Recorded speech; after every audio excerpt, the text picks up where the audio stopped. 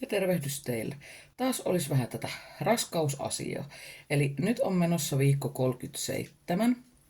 Mä en viime viikolla nyt sitten tehnyt video jostain syystä, kun ei mukavaan sitten kerinnyt, että on sen verran juossut tuo vaan pitkin metiköitä. Ja sitten toi koneella oleva muokkausohjelma, mä en niistä niin hirveästi tiedä, mutta sekin jotenkin päivitty muuttuu uudeksi, niin mä oon ihan hirveä opettelu, että mä ylipäänsä niin kuin osaan käyttää sitä. Niin vähän niin kuin motivaatio on ollut kyllä sitten alhaalla. Mutta joka tapauksessa niin mä ajattelin, että nyt mä sitten kerron. Eli tosiaan tasan viikko sitten, eli viime perjantaina, niin viikolla siis niin 36, niin oli nyt sitten taas toi sairaala käynti sekä se diabeteshoitaja, joka sitten tunnusteli kohdun ja sitten mittaili nämä käyrät. Ja kaikki vaikutti normaalilta ja sitten oli tietysti ihan tämä lääkärin ultraus. Ja sen perusteella nyt sitten Morson koko arvio oli, että se olisi nyt semmoinen 2,7 kiloa, tai siis että oli siis silloin viikko sitten. Ja näin ollen niin ei vielä sitten koettu tarpeelliseksi niin kuin alkaa tekemään mitään synnytyssuunnitelmaa. Et seuraava aika sitten annettiin niin kuin parin viikon päähän, eli että se olisi nyt niin kuin, tai 2,5 viikon, se olisi nyt niin kuin 1,5 viikon päästä.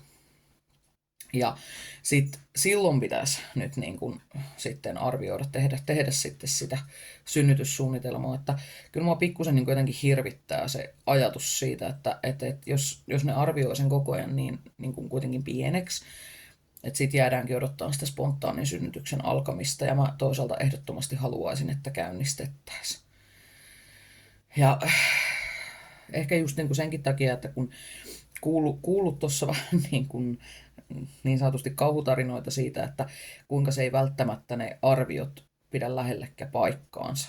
Et ystävä tuossa kertoi esimerkiksi, että hänen vauvaansa oltiin aikanaan arvioitu niin kiloa pienemmäksi, mitä se sitten syntyessään todellisuudessa oli.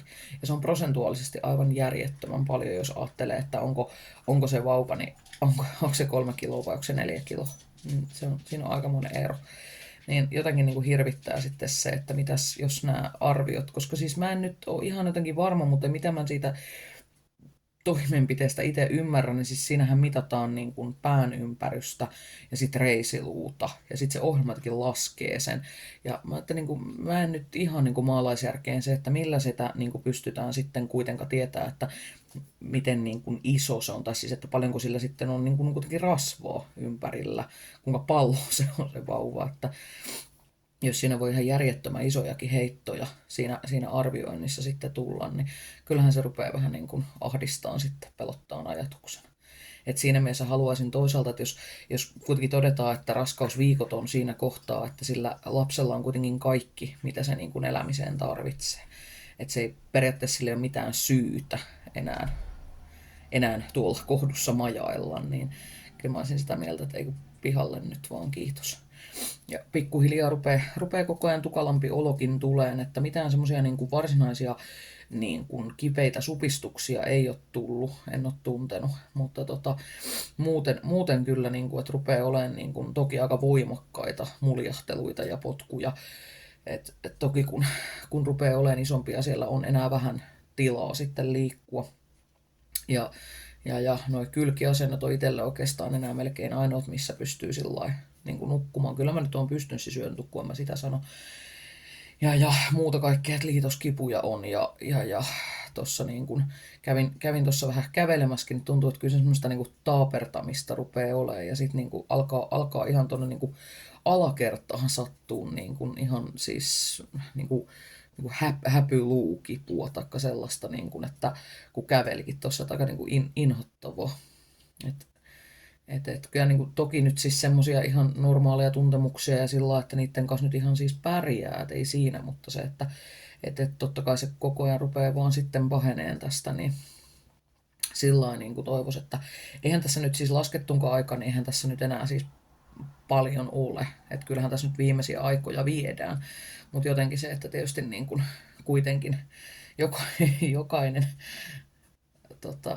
päivä tai viikko sitten, niin kuin, että jos muuttuu oikein kipeäksi tai näin, niin onhan se aika tuskallista. Että sillä ei niin kuin haluaisi pitkittää sitä toisaalta itse, että jos ei se ole sillä tarpeellista. Tietysti ymmärrän senkin, että ja toiset on niin kauheasti sen luonnollisuuden ja luomun sitten puolesta, että luonto kyllä hoitaa ja näin, mutta mä oon jotenkin niin ajatus siitä, että jos mies vielä sen pari viikkoa ylitti, että odotella, niin se tuntuu nyt jotenkin aivan kauhistuttavalta.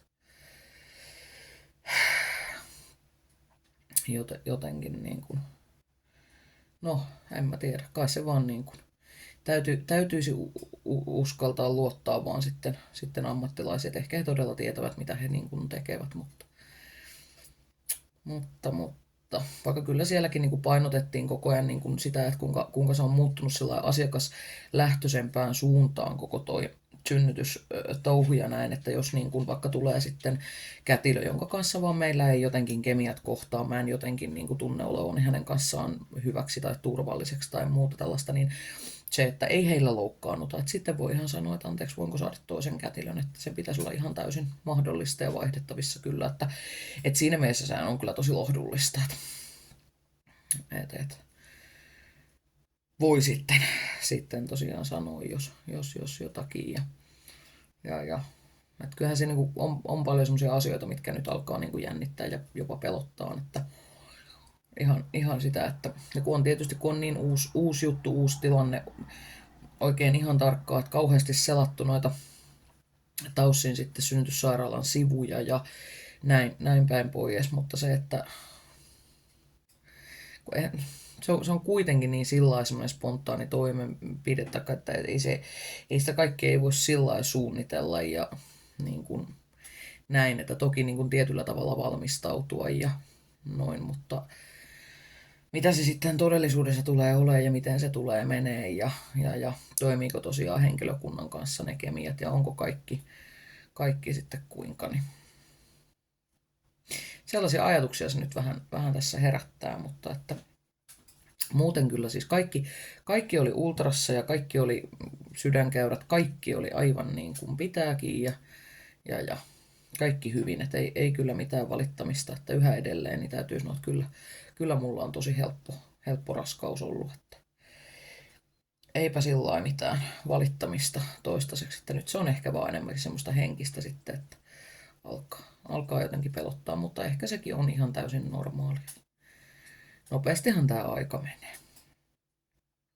Semmoiset kuulumiset nyt tähän väliin ja mä yritän nyt taas kertoa sitten seuraavia kuulumisia tuossa sitten pikimmiten, että miten tässä edetään, että varmaan sitten viimeistään 1,5